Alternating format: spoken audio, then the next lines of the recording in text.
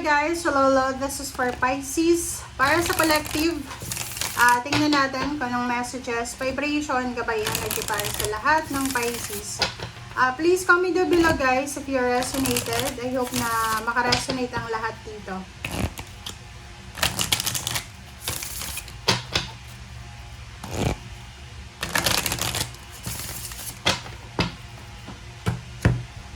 Alright, Pisces. Okay. Liama and Monkey, Pisces.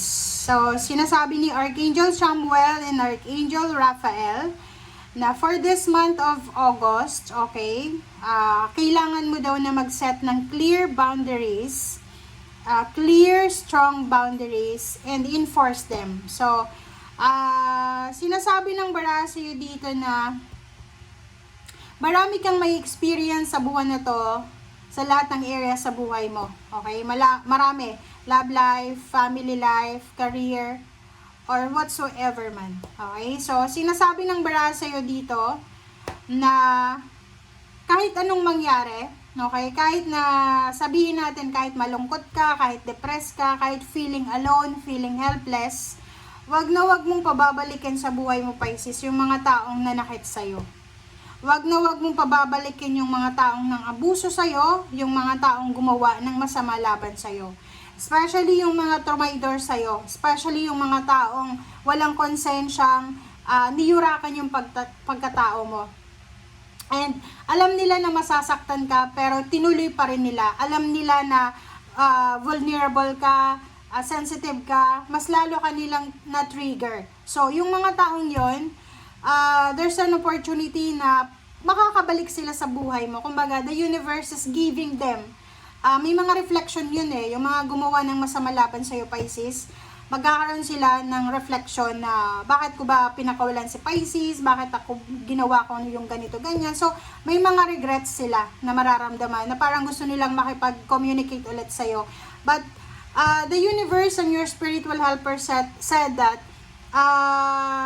set clear boundaries and enforce them. Kasi may mga iba sa inyo, Pisces, na sa sobrang empathetic nyo, nagsiset kayo ng boundary, pero hindi nyo naman ginagawa. Parang sinasabi mo, okay, hindi na ako makikipag-usap kay ganito, ganyan. Nag-text lang sa'yo, nakipag-usap ka na. So, yun. Sinasabi ng bara sa'yo dito, Pisces, na you need to take care of yourself, love yourself, okay? Self-love tayo. Unahin mo yung sarili mo bago yung ibang tao. Okay?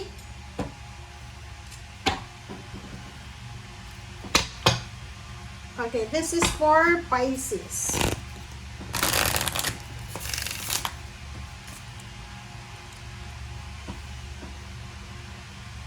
Maging careful ka, Pisces. Kailangan, yung sarili mo lang. Mahalin mo yung sarili mo.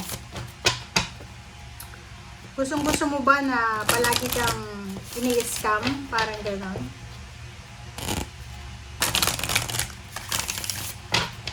Gustong-gusto mo na nasasaktan ka palagi. Okay. Francesca and Indriel. Okay. So, what do you desire? What do you desire right now? Okay. So, kung ano daw ang gusto mo ngayon, kung ano yung minamanifest mo sa ngayon, i-visualize mo. And sigurado daw, Pisces, na magiging iyo yan. Okay? Yun, sabi ko na sa'yo. There's a negative people, toxic people na magiging blockages siya. Blockages. Pwede siyang maging obstacle sa progress mo. So, you need to be careful. Kaya nga, ang sabi sa'yo, set clear boundaries and enforce them.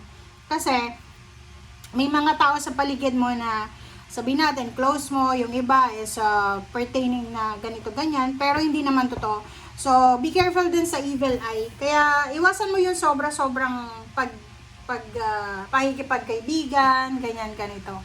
And, in real, you are a light worker. Totoo yan, light worker yung lahat ng Pisces. So, sinasabi ng barahan na God needs you to shine your divine light and love like an angel upon the earth in all of its inhabitants. So, diba? Kaya napakahirap makipag-away sa Pisces eh. Kasi yung mga Pisces, wala silang revenge sa puso nila. But the universe, especially now, there's a Saturn retrograde na lahat ng umabuso sa inyo, same with the Libra, lahat ng umabuso sa inyo, posibleng ibabalik ng universe. Kaya nga, di ba, nakakatakot to. Especially kung ikaw ay nasa Saturn return ka ngayon. Nako, kakaloka yung edad mo. So, yun, sabi ng bara sa'yo dito, Pisces, kung may mga taong nanakit sa'yo, gumawa ng masama laban sa'yo, pinaiyak ka, siniraan ka, maraming pain and heartaches ka na naramdaman, huwag ka nang babalik sa kanila. Love life man yan, family life, or whatever relationship meron ka sa kanila. Okay?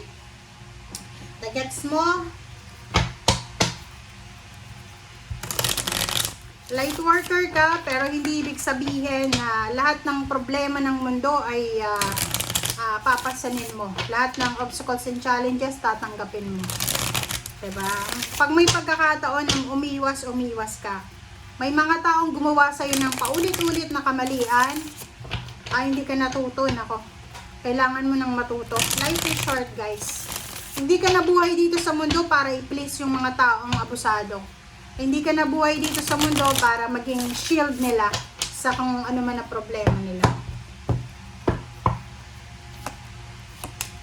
Okay, so Page of Swords and Judgment. Page of Swords and Judgment.